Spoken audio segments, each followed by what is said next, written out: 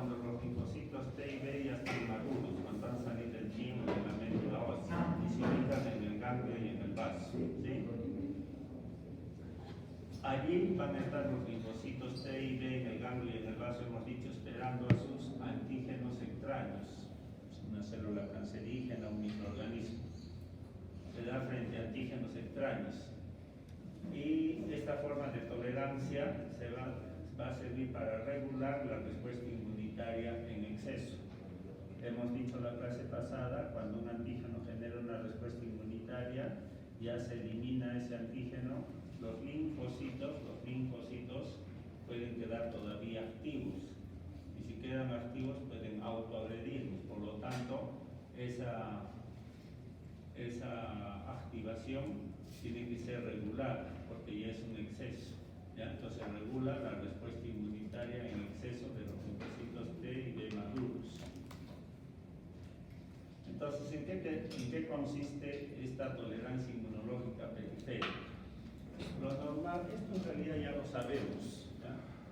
Los macrófagos, las células dendríticas interdigitantes, a través de las moléculas del complejo mayor de histocompatibilidad 2 fundamentalmente, presentan antígenos aquí en el TCR de un linfocito T. El TCR de este linfocito T en un primer momento se activa, ya sabemos cómo se activan, generan una respuesta inmunitaria, sea celular, sea humoral, se elimina el antígeno. En un primer momento se activó, en un primer momento presentó la molécula CD28, principal molécula coestimulatoria de activación de los linfocitos T. Y cuando ya se eliminó el antígeno, en ese segundo momento, más bien se tiene que expresar esta molécula, el CTLA4. El CTLA4. Y el CTLA4 más bien va a inducir anergia. El CD28 tiene cola citoplasmática larga, por lo tanto fosforila. En cambio, el CTLA4 tiene cola citoplasmática corta, por lo tanto desfosforila, ¿sí? Eso ya lo sabemos. Por lo tanto, si desfosforila, lo va a hacer entrar en anergia, ¿ya? ¿Qué es anergia? Es un estado en el cual el linfocito T está vivo, pero no funciona, está inactivo, está anérgico, no funciona. A eso se llama anergia clonal. Anergia clonal. ¿Qué es clonal? Es un grupo de linfocitos T, es un grupo que tienen TCRs específicos para el epítope de un antígeno. Esa es la anergia clonal. No es que todititos los linfocitos le van a entrar en anergia, solamente los específicos para ese antígeno que desencadenó su activación, ¿sí? Eso es la anergia clonal. Y eso es lo usual que sucede después que se ha eliminado un antígeno, entrar en anergia clonal. Y la otra manera es que estos linfocitos T entren en ¿qué? En apoptosis, o sea, en lo que se llama muerte celular programada. Y lo que pasa es que una vez que el macrófago, o sea, la dendrítica interdigitante, presentaron su antígeno al TCR de estos linfocitos T, y en ese segundo momento, cuando ya se eliminó el antígeno, se van a producir otras proteínas, se van a activar otras genes que van a producir otras proteínas como por ejemplo el Fas receptor. El Fas receptor interactúa con el Fas ligando de acá y eso va a determinar la apoptosis, la muerte celular programada, que vamos a ver en la siguiente clase, cómo es que se da esta apoptosis, ¿ya? Y entonces, ¿quiénes hacen producir este Fas receptor? Por ejemplo, interleucin 2. La interleucin 2 la conocemos como una citocina de inmunidad celular que sirve para activar células de inmunidad celular, los TGLP1, los T citotóxicos, las células natural killer. En todos ellos actúan la interleucin 2 para activarlos. También es una citocina, hemos dicho, la más proliferativa, que hace proliferar células. Pero acá la tenemos y la vemos como más bien una citocina que nos va a hacer producir el Fas receptor para que determine la muerte de esa célula. Y eso es lo que tienen nuestras citocinas, no es que tengan una función única, específica, no. Cuando hablé también del factor de necrosis tumoral, les dije que el factor de necrosis tumoral es una interleucina proinflamatoria, determina muchas veces la sobrevida de una célula, pero al mismo tiempo podría también determinar la muerte de una célula, sea por apoptosis, sea por necrosis, ¿sí? Cuando hablé de interleucinas, hablé de eso, del factor de necrosis tumoral. Ya le estoy hablando que la interleucina 2 puede activar, pero también puede matar, ¿sí?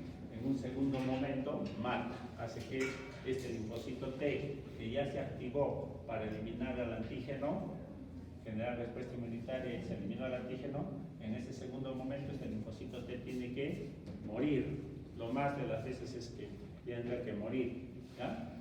Solamente un 10-20% de ellos sobreviven, adquieren memoria, ¿sí?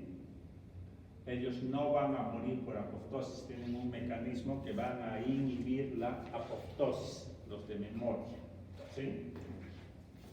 Y esos viven años y años, y para qué sirven los linfocitos de memoria, para cuando venga por segunda vez el antígeno generen una respuesta inmunitaria rápida y rápido eliminen a ese antígeno. Esta es la apoptosis. Esta es la forma usual que se da siempre después que ha entrado un antígeno extraño, se ha generado una respuesta inmunitaria, se eliminó el antígeno y después ese linfocito T, igual comentario para el B, tiene que entrar en anergia o en apoptosis, la más de las veces en apoptosis. A eso se llama la terminación activa, pues, de una respuesta inmunitaria, ¿ya? ¿Y a qué se refiere la terminación pasiva? De eso también ya lo hemos dicho en la clase pasada. Pueden entrar antígenos extraños, pero en bajas cantidades, ¿sí? Y cuando ingresan en bajas cantidades y repetidamente, estos antígenos extraños, cuando son presentados al TCR de un linfocito T, va a generar que el linfocito T sea anérgico. ¿Por qué? Porque hay muy poquito, lo van a activar muy poquito. Se van a expresar pocas moléculas coestimulatorias activadoras. Y si no hay moléculas activadoras coestimulatorias, ese linfocito T no funciona. Entra en anergia clonal, ¿ya? Antígenos extraños en pocas cantidades.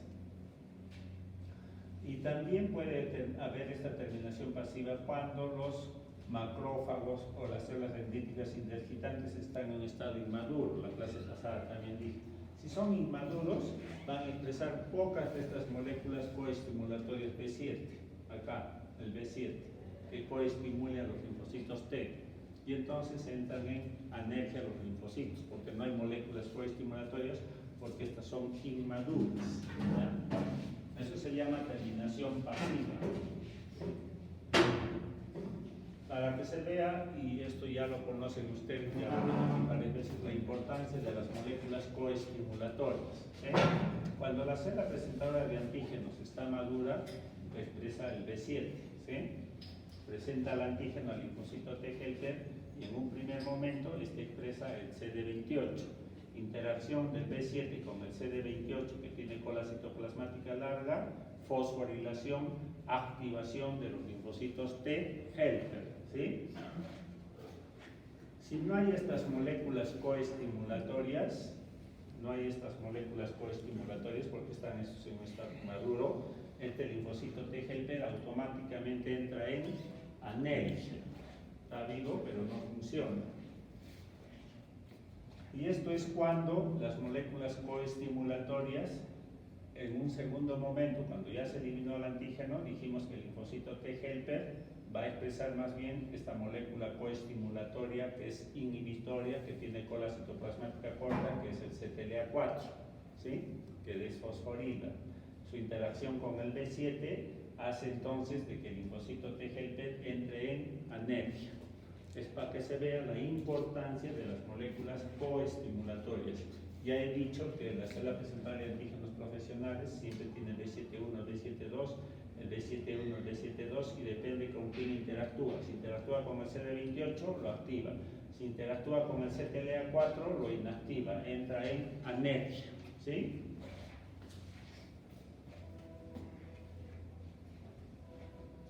Y ahora veamos los reguladores negativos de la respuesta inmunitaria, reguladores negativos de la respuesta inmunitaria. de esto ya he hablado cuando hablé de la activación de los linfocitos T helper, cuando hablé cuándo se activaban y cuándo se inactivaban, ¿sí? Eso ya lo he hecho. Lo adicional sería el 1 y el 6. El 1, cuando las células del sistema inmunitario van a ir hacia un determinado sitio, migran, lo hacen por las quimioquinas, ¿no? Las quimioquinas los hacen migrar, dirigirse hacia un determinado sitio, pero para poder pasar a ese sitio, sea ganglios, vasos o un tejido periférico, necesita de qué? De las moléculas de adherencia celular, ¿no? Las moléculas de adherencia celular deben actuar como hilos o como chapas, ligandos o receptores. Y entonces la célula del sistema inmunitario abre la puerta y pasa hacia un determinado órgano, ahí donde se les necesita para generar una respuesta inmunitaria. Entonces, también hay sustancias que pueden impedir que las células del sistema inmunitario se adhieran a las células endoteliales, o sea, puedan abrir la puerta y pasar hacia un determinado sitio. Esas sustancias se llaman las cialomucinas de superficie celular, que son el CD43, la P-selectina glicoproteína ligando, que tiene estas siglas, y que van a impedir justamente la adherencia, que se adhieran las células del sistema inmunitario al endotelio vascular y por lo tanto no puedan pasar, no puedan abrir la puerta y pasar, ¿sí? Las puertas hemos dicho que son los endotelios vasculares, a través de ellos tienen que pasar las células del sistema inmunitario hacia un determinado tejido, ¿ya? Entonces, si no pasan, no hay pues respuesta inmunitaria. Es otra forma de regular la respuesta inmunitaria, reguladores negativos de respuesta inmunitaria. De esto ya he hablado. En las membranas de las células del sistema inmunitario existen receptores inhibitorios. Por ejemplo, el CTLA4 es un receptor inhibitorio, lo que he dicho anteriormente. De esta proteína ya también he hablado, el receptor, acá falta la R, el receptor 2B, Fc gamma, que se expresa fundamentalmente en linfocitos B, pero en otras células también. Y cuando este receptor Fc se une a la parte Fc de una molécula de inmunoglobulina, va a determinar que se inactive, que este linfocito B entre en aneria, ¿ya? Estos receptores tienen cola citoplasmática corta, ¿sí? Por lo tanto, desfosforilan. Eso también ya lo he mencionado cuando hablé de receptores inhibitorios para inactivar a los linfocitos.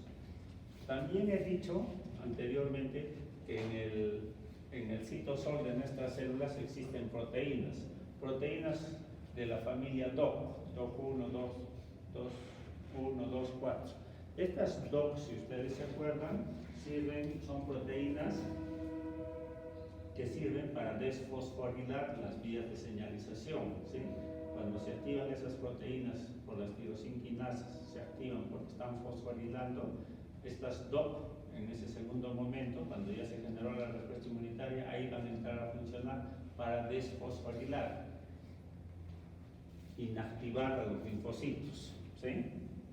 Pero también hay otras proteínas que van a impedir la fosforilación de los factores de transcripción. Si no hay factor de transcripción, pues no va a haber funcionamiento de una célula del sistema inmunitario. Es el que va a transcribir el mensaje para que produzcan sus proteínas. Y ese que inhibe a los factores de transcripción, en ese segundo momento, son estas proteínas, las GSK3, inhiben fundamentalmente factores de transcripción, ¿sí? Eso también ya lo dije. Y hay otras proteínas que son las proteínas SOC, que van a inhibir la fosforilación de las vías de señalización, que son inducidas por las interleucinas.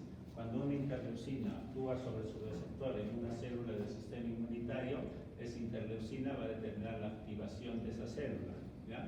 Y también hay proteínas que van a inhibir la fosforilación de esas proteínas inducidas por la presencia de interleucinas. A eso se llaman las SOC. Y hay otro que va a regular la respuesta inmunitaria, que puede impedir la activación de esas células, y es un receptor que está a nivel del núcleo de las células del sistema inmunitario. Ese receptor se va a llamar el receptor activado por el proliferador de peroxisomas, así se llama. receptor activado por el proliferador de peroxisomas, ¿ya? Siempre les digo, ¿no?, que si uno lee todo esto, ¿qué será todo eso? Inmunología es gráfico, solo con gráficos se entiende. Entonces, tenemos una célula del sistema inmunitario, un linfocito, su núcleo, y en el núcleo hay estos receptores, el receptor activador por el proliferador de peroxisomas, así se llama. Este receptor sirve para reconocer sobre todo ácidos grasos, no proteínas, sino ácidos grasos, ¿ya? Ácidos grasos que pueden provenir de nuestros tejidos adiposos o de la dieta, Y esos ácidos grasos van a ser reconocidos por estos receptores que les he dicho. Estos receptores van a trasladarse hacia los ácidos nucleicos, genes, y ahí en esos genes los va a activar, los va a expresar y va a ser al final que se codifique para producir proteínas que van a inhibir a quién, nuevamente, van a inhibir a los factores de transcripción, a los principales factores de transcripción que están en las células del sistema inmunitario, que hace que las células del sistema inmunitario se activen, produzcan proteínas para los cuales están hechos, ¿ya? Esta flechita significa entrecortada, significa que se están produciendo proteínas que inhiben la acción de los factores de transcripción que van a determinar la síntesis al final de cuentas de citocinas proinflamatorias como interleucin 1, interleucin 8, factor de necrosis tumoral, ¿ya? Entonces inhiben la producción de interleucinas proinflamatorias, que no haya una respuesta inmunitaria al final de cuentas. Este es otro regulador de la respuesta inmunitaria, ¿ya? Ácidos grasos, los fibratos, cuando ingerimos los fibratos en la dieta, activan estos receptores PAR, que están acá, y estos receptores PAR al final de cuentas inhiben a los factores de transcripción, ¿ya? Una de las acciones cuando ingiere alto una dieta rica en fibras es esto, impedir que se formen muchos interleucinas proinflamatorias, ¿sí? Es el mecanismo.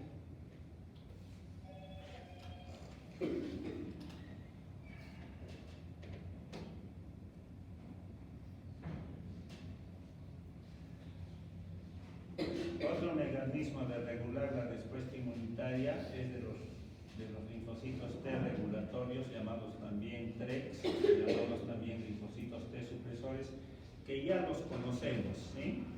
Ya sabemos que existen los TREC, los linfocitos T regulatorios, y que estos linfocitos T regulatorios, los TREC, que tienen el FOXP3 como factor de transcripción, van a producir proteínas que van a inhibir a las células del sistema inmunitario, a los TGP1, T-citotóxicos, células natural killer, células dendríticas interdigitantes, macrófagos. Los TREX suprimen lo que es activación de células del sistema inmunitario. Van a producir proteínas como interleucin 4, factor beta transformante del crecimiento, que son inmunosupresoras, suprimen la activación de estas células, sobre todo la inmunidad celular. Todo esto es inmunidad celular. Pero la célula dendrítica es inmunidad celular y inmunidad humoral. Entonces, igual comentario para los BREC. Los linfocitos B también tienen BREC, ¿se acuerdan? Tienen BRECs, ¿ya? Y esos BREC, dijimos, pueden producir interleucin 4, interleucin 10, la 10 menos factor beta transformante de crecimiento, y también interleucin 35. Y esas interleucinas son nuevamente reguladoras, frenan la activación de todas estas células, ¿ya? Casi un similar comportamiento entre los TREC y los BREC. TRECs y BRECs.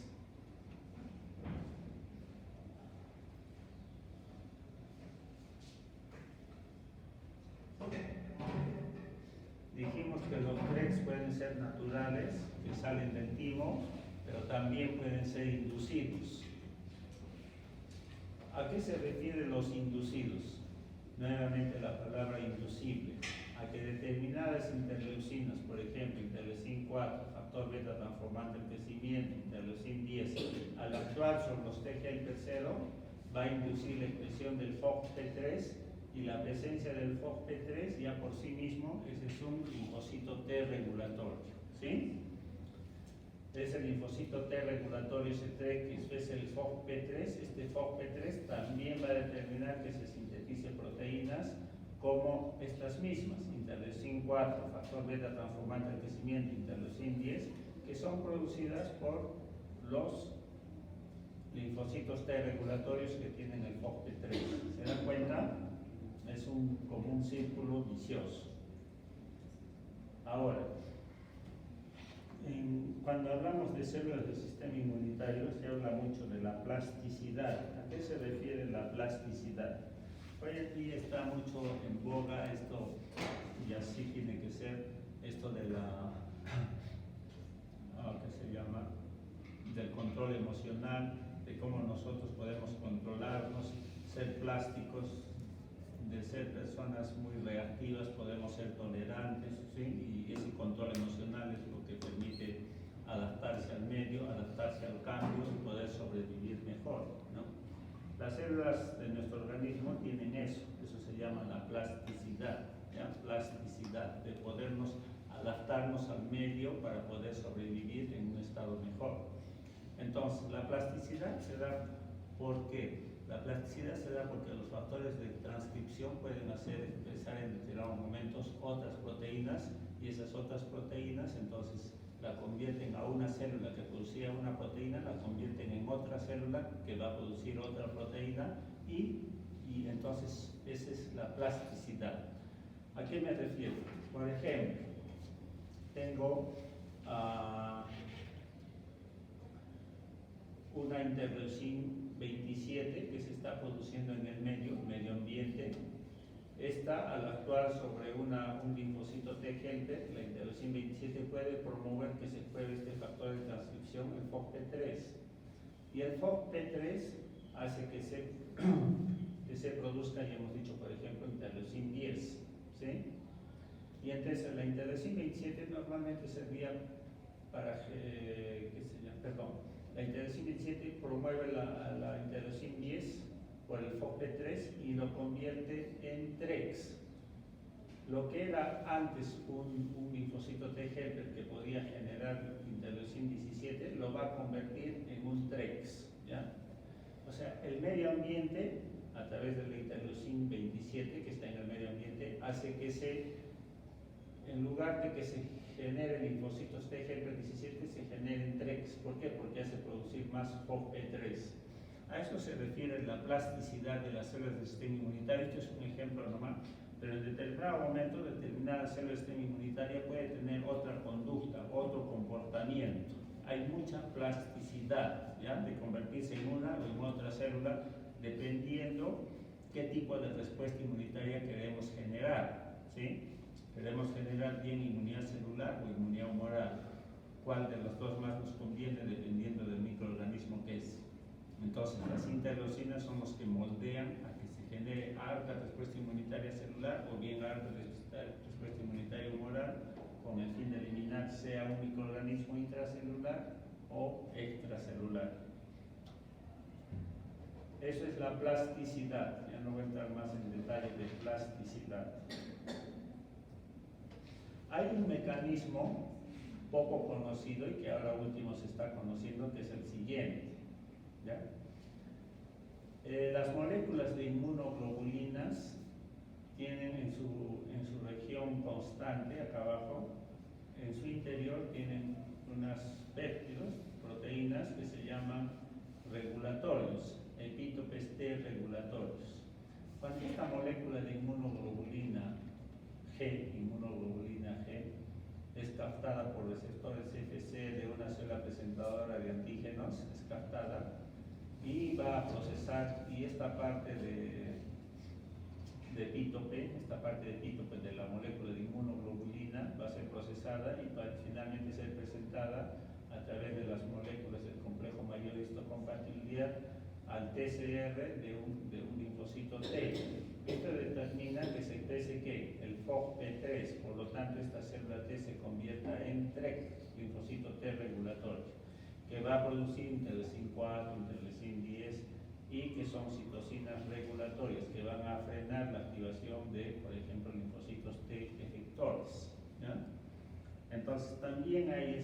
activación, de regular la respuesta inmunitaria por moléculas de inmunoglobulinas.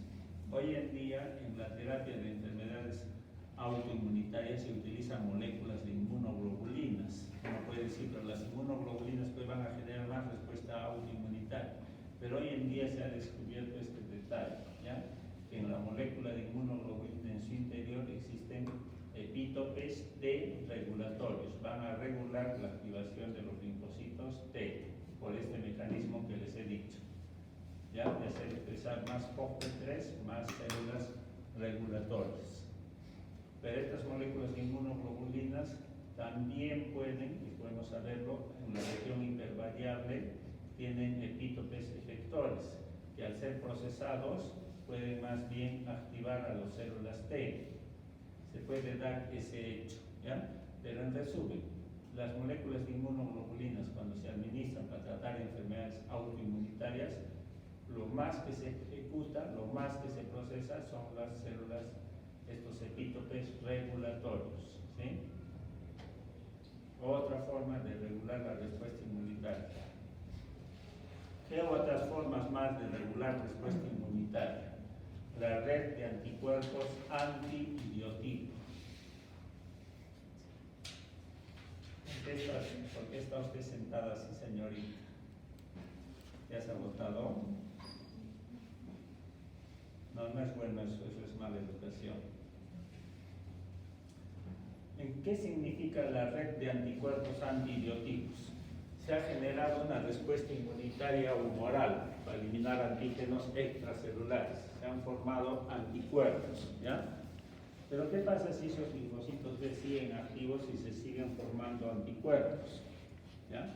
El exceso de anticuerpos puede generar enfermedad autoinmunitaria, ¿ya?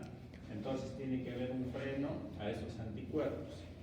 Esos anticuerpos 1 llamémosles, tienen receptores FC a nivel de los linfocitos B. Estos receptores FC van a ser activadores de los linfocitos B. Acuerden también que hay receptores FC inhibidores. Cuando hablé de receptores FC dije que había activadores e inhibidores.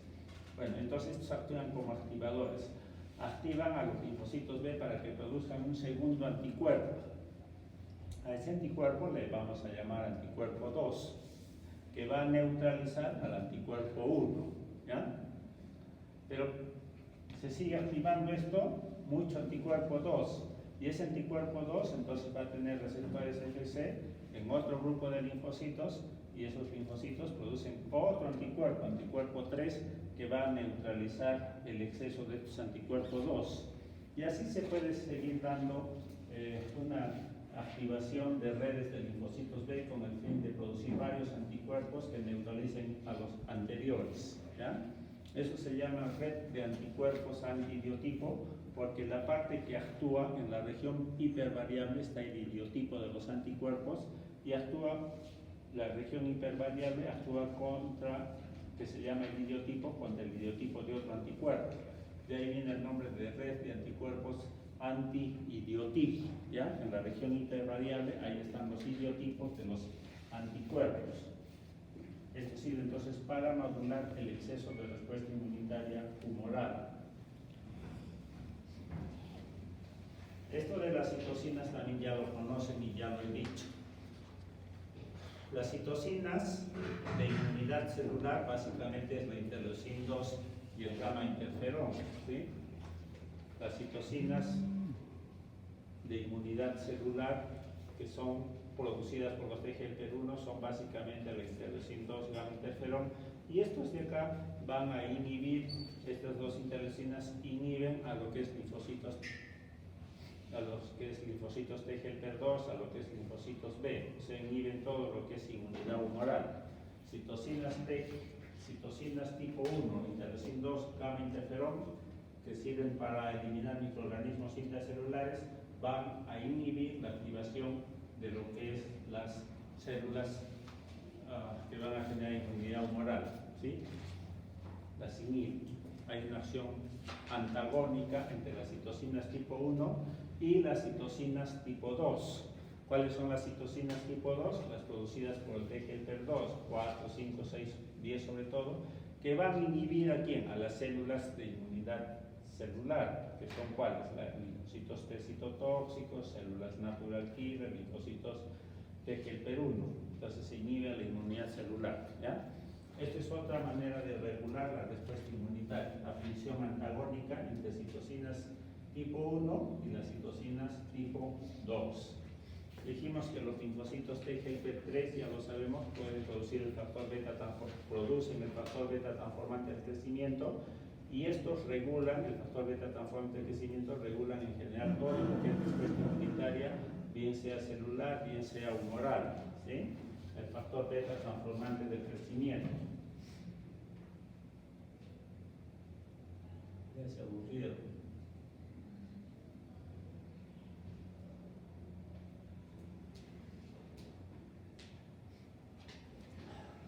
Hay otra manera de regular la respuesta inmunitaria, cuál es por la producción de los llamados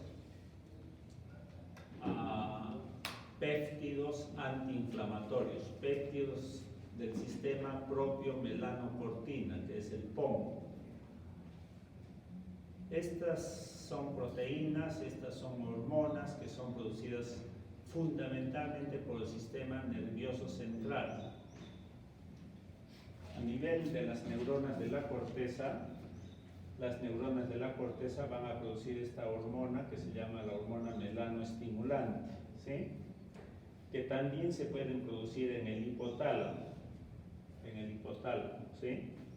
Y en la hipófisis se puede producir alfa melanoestimulante, la ACTH que ustedes la conocen, hormona adrenocorticotropa, que va a actuar sobre la glándula suprarrenal para que se produzcan los corticoides, ¿sí?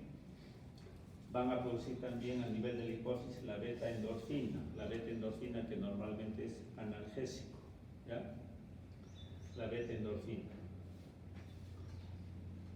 Pero estas no solamente se van a producir en células del sistema nervioso central, sino que se pueden producir en otras células del organismo. Por ejemplo, a nivel de las mucosas del intestino, están las células epiteliales, también pueden producir alfa melanoestimulantes, también pueden producir beta endorfina, ¿sí?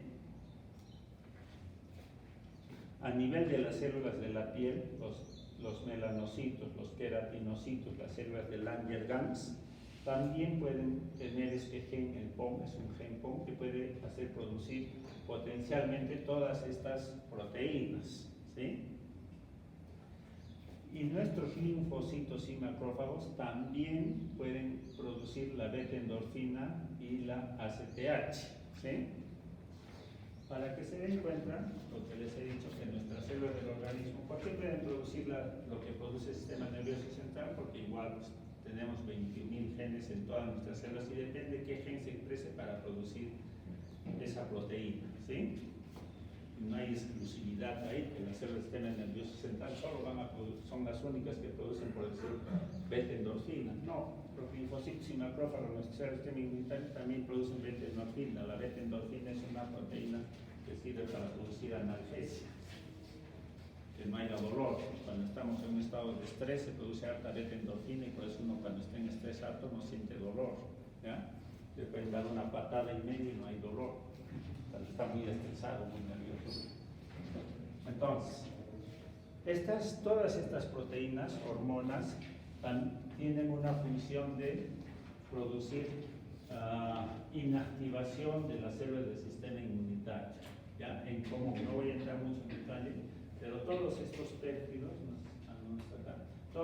péptidos, por ejemplo la ACTH que hace ella misma y también los corticoides que producen, tienen una acción inmunosupresora, suprimen la activación de las células del sistema inmunitario, ¿ya? Esta es otra manera como se regula la respuesta inmunitaria, a través de todas estas proteínas, estas hormonas. Y las resolvinas, finalmente, las resolvinas. ¿Qué son las resolvinas? Son lípidos, son mediadores lipídicos. Ustedes saben que está mucho en boga el ingerir la carne de pescado más que la carne de res. La carne de res puede producir cáncer, cáncer en el estómago. En realidad se le implican muchas cosas a la carne de res, pero todavía no es algo muy determinado. Pero los que ingieren más carne de res tienen más cáncer de sistema digestivo que los que comen más pescado, por decirlo, ¿ya? El hecho es que el que come harto pescado, las células del pescado, en sus membranas de sus células tienen alto lo que se llama el ácido omega 3, el ácido eicosapentanoico, ¿ya? Y este ácido graso omega 3 eicosapentanoico que está en las células del pescadito, en sus membranas, cuando nosotros lo ingerimos, cuando ingresa a nuestras células, en nuestras células ahí se van a ubicar, ¿ya? Y nuestras células van a tener más de este ácido graso eicosapentanoico, ¿ya? Cuando uno ingiere más ácido o más carnes de res, tiene el ácido eicosatetraenoico, que es el ácido araquidónico. Ya han escuchado hablar del ácido araquidónico, me supongo. Normalmente en todas nuestras membranas lipídicas lo que más tenemos es el ácido araquidónico, ácido graso eicosatetraenoico, que se va a generar prostaglandinas inflamatorias, un estado inflamatorio en nosotros. En cambio, cuando ingerimos más pescadito, vamos a tener más ácido graso eicosapentanoico en nuestras membranas celulares. Uno de los derivados del ácido graso eicosapentanoico son prostaglandinas antiinflamatorias, que no estemos en un estado proinflamatorio. Pero aparte de ellos, también producen estos lípidos llamados las resolvinas, ¿ya? Resolvinas que van a tener acciones como, por ejemplo, inhibir la migración de los leucocitos, como inhibir a quién, a las quimioquinas, impedir la migración de leucocitos, ¿ya? Las resolvinas. Estas resolvinas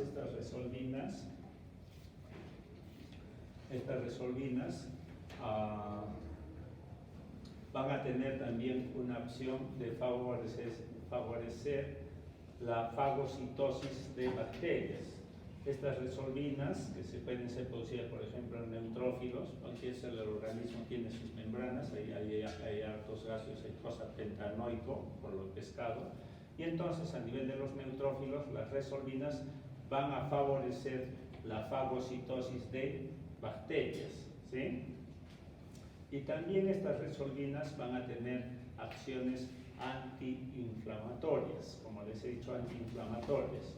Disminuyen, me voy a centrar en esto, la producción de leucotrieno B4, prostaglandinas inflamatorias, prostaglandina 2, tromboxano B2, no voy a entrar en el detalle de eso, pero el hecho es de que las resolvinas entonces de un lado favorecen la fagocitosis, favorecen la producción de radicales libres de oxígeno en macrófagos para que fagociten y maten bacterias, pero de otro lado disminuyen la producción de todo lo que es interleucinas proinflamatorias, prostaglandinas proinflamatorias, ¿ya? Las resolvinas favorecen fagocitosis y tienen efecto antiinflamatorio.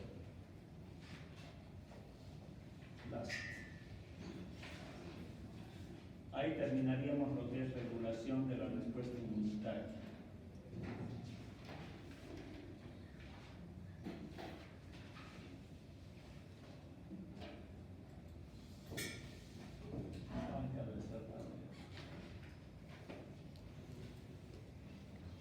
Si tienen preguntas, me pueden hacer.